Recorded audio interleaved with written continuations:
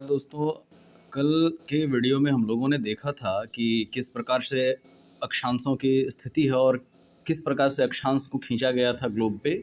आज हम लोग मुख्य अक्षांश के बारे में बात करेंगे और अक्षांश की स्थिति एवं उनके प्रभाव के बारे में बात करेंगे। तो हम लोगों ने देखा था कि इक्वेटर से ऊपर 90 अंश तक 90 डिग्री तक अक्षांश एवं इक्वेटर से दक्षिणी गोलार्ध में 90 डिग्री अंश तक 90 डिग्री अक्षांश खींचे गए हैं, 90-90। अब पृथ्वी जो है अपने अक्ष पे 23.5 डिग्री, पृथ्वी अपने अक्ष पे 23.5 डिग्री झुका हुआ है, जिस कारण से पृथ्वी की के ऊपर सूर्य की किरणें जो हैं लंबवत 23.5 डिग्री उत्तरी गोलार्ध से 23.5 डिग्री दक्षिणी गोलार्ध के बीच ही पड़ती है। इसे हम देखें कि इसका झुकाव कैसा है, तो वो मैं एक ग्लोब का चित्र लूँ तो उससे पता चल जाएगा। ये देखिए, ये रहा अक्ष, ये देख पा रहे हैं हम लोग कि ये अक्ष है, किंतु अक्ष के लंबवत और इसके बीच ये 23.5 डिग्री का झुकाव है, जिसके कारण ट्रॉपिक ऑफ कैंसर एवं ट्रॉपिक ऑफ कैप्रिकॉर्न, कर्क रेखा एवं मकर रेखा का निर्धारण किया गया है 23.5 डिग्री के ऊपर। हाँ, यदि इसका झुकाव 23.5 डिग्री से ज़्यादा, मान लीजिए 30 डिग्री होता या 40 डिग्री होता, तो सूर्य की लंबवत किरणें 30 डिग्री और 40 डिग्री के ऊपर तक, वहाँ तक पहुँचती, किंतु पृथ्वी का अपने अक्ष के ऊपर झुकाव 23.5 डिग्री होने के कारण पृथ्वी के ऊपर लंबवत किरणें सूर्य की 23.5 डिग्री उत्तरी गोलार्ध से 23.5 डिग्री दक्षिणी गोलार्ध के ऊपर ही पड़ती है। जिसे यहाँ देखें, ट्रॉपिक ऑफ कैंसर से ट्रॉपिक ऑफ कैप्रिकॉर्न, ये डायरेक्शन है सूर्य का रोशनी प्राप्त करने का, जिस पे हम लोग देख पा रहे हैं कि इसके बीच में आता है। इसीलिए ट्रॉपिक ऑफ कैंसर 23.5 डिग्री एवं ट्रॉपिक ऑफ कैप्रिकॉर्न 23.5 डिग्री दक्षिणी गोलार्ध, इसके बीच में कर्क रेखा एवं मकर रेखा के मध्य जो है साल भर, वर्ष भर सीधी किरणें पड़ने के कारण यहाँ पे उष्ण कटिबंध के रूप में हम लोग इसको विभाजित करते हैं। अंग्रेजी में कहें तो टॉरिड जोन। तो ये हमारा उष्ण कटिबंधीय क्षेत्र हो जाता है। किंतु इससे ऊपर अगर हम देखें तो लिखा हुआ है आर्कटिक सर्कल, और उसका अंश अगर देखें तो वो अंश होता है हमारा 66.5 डिग्री। तो अब 66.5 डिग्री आर्कटिक सर्कल एवं नीचे 66.5 डिग्री अंटार्कटिक सर्कल को बांटने का क्या कारण है और इसके पीछे क्या सिद्धांत है, उसको हम लोग समझते हैं।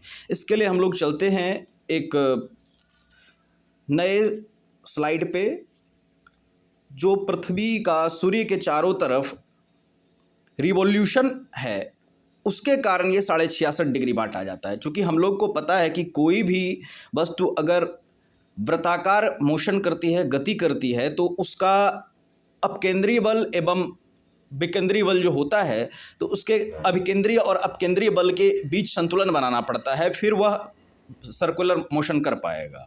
तो पृथ्वी भी सूर्य के चारों तरफ 30 किलोमीटर प्रति सेकंड के अति उच्च वेग से गमन करती है अपने कक्षा में, जिसके कारण उसका झुकाव 66.5 डिग्री अंदर के तरफ है, जो उसको अपने कक्षा में बने रहने के लिए एक मजबूत स्तंभ प्रदान करता है और वो हमेशा उस मार्ग पे आगे बढ़ते रहता है। इसके पीछे गुरुत्वाकर्षण का भी नियम काम करता है, सौरीय गुरुत्व एवं पृथ्वी का गुरुत्वाकर्षण, तो उस पर हम लोग अलग से बात करेंगे। अतः इसी कारण से ये अपने कक्षा में जो 66.5 डिग्री झुका हुआ है, उसके कारण हम लोग देखते हैं कि 66.5 डिग्री के ऊपर या तो किरणें पहुंचती ही नहीं है सूरज की 6 माह तक, अर्थात 6 माह तक ध्रुवीय प्रदेश एवं आर्कटिक सर्कल के ऊपर वाले हिस्से में रात होती है और 6 माह का दिन होता है। तो ये 6 माह का दिन एवं 6 माह की रात का कारण भी यही है, क्योंकि उसके अपने